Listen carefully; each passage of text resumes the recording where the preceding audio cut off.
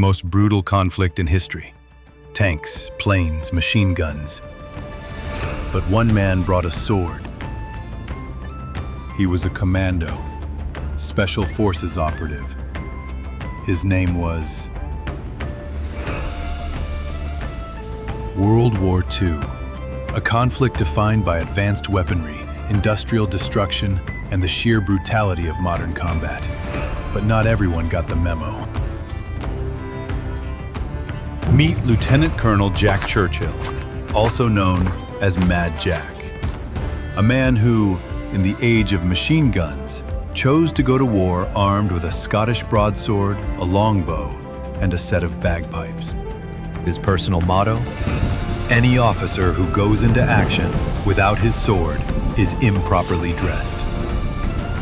And he meant it. This wasn't bravado.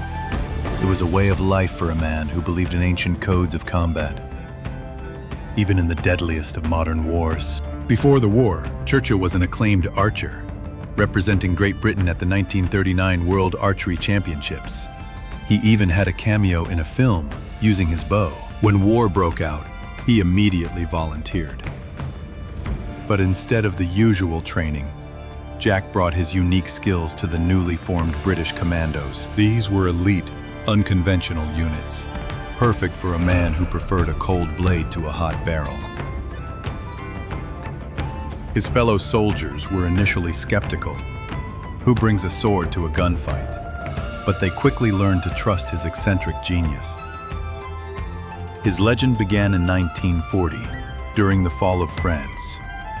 As the British Expeditionary Force retreated, Jack and his men were tasked with ambushing a German patrol.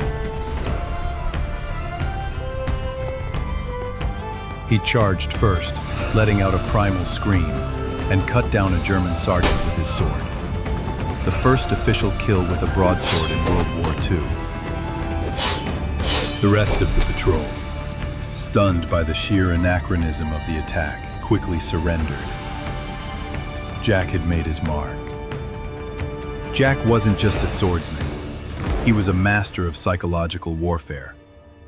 Before any major commando raid, his bagpipes would echo through the night, playing "Will Ye No Come Back Again" or "The March of the Cameron Men." He used the ancient Highland tradition to both inspire his men and terrify the enemy. In 1941, during a raid on a German observation post in Norway, Jack's unit was pinned down. What did he do? He stood up, grabbed his bagpipes, and began to play a furious battle tune, March of the Cameron Men, marching forward under enemy fire. His men, both inspired and bewildered, followed. The Germans, utterly confused by this madman, faltered, allowing the commandos to overrun the position. Schnell! Leg die Waffen nieder! The Germans are overrun. In 1943, during the invasion of Salerno, Italy, Jack once again showed his unique approach to combat. His unit was tasked with capturing a German observation post that overlooked the beach, a crucial target. As they advanced, the first German sentry was taken out not by a bullet, but by one of Jack's arrows. A silent, deadly shot in the dark. He then led a frontal assault. But before he allowed his men to open fire, he shouted, "Come on, lads! Follow me!" In a daring assault, still in Italy, in an audacious move, Jack found a hidden path through the darkness, leading his men behind the German lines. They stumbled upon a German outpost. Instead of a firefight, Jack decided on a different tactic. He played "Will Ye No Come Back Again" on his bagpipes, emerging from the darkness. The Germans, disoriented, thought they were surrounded. Then, in a terrifying burst, Jack charged them with his sword, screaming "Auf Wiedersehen," goodbye, in German. He personally captured 42 German soldiers and a mortar squad, forcing them to carry his wounded men back to Allied lines. His exploits became legendary, but not always universally appreciated. On one occasion, he was ordered to leave his bagpipes behind. His response? Nonsense! I only bring them out when the Germans have been softened up. And then I play them very loud to add to their confusion. He even carried a self-made folding canoe with him on one mission, planning to paddle it up a river to attack a U-boat base.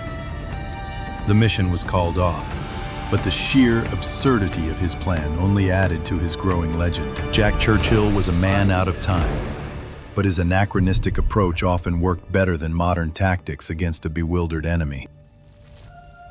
In 1944, while leading a raid in Yugoslavia, Jack's legendary luck seemed to run out. His unit was ambushed and overwhelmed. He was captured and sent to the infamous Sachsenhausen concentration camp. For most, it was a death sentence.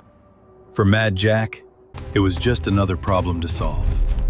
He and another officer soon escaped through a secret tunnel they dug.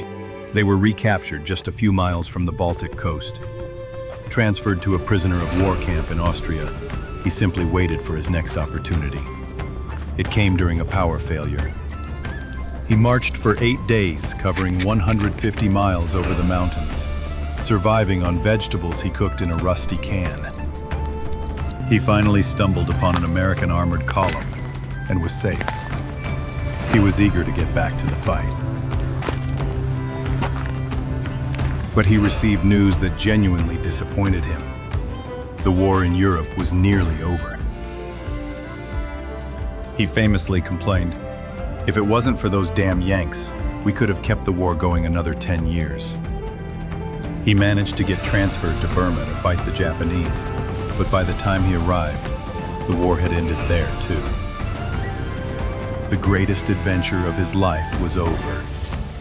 After the war, he served in Palestine, but his eccentricities never faded. He eventually retired, but not to a quiet life.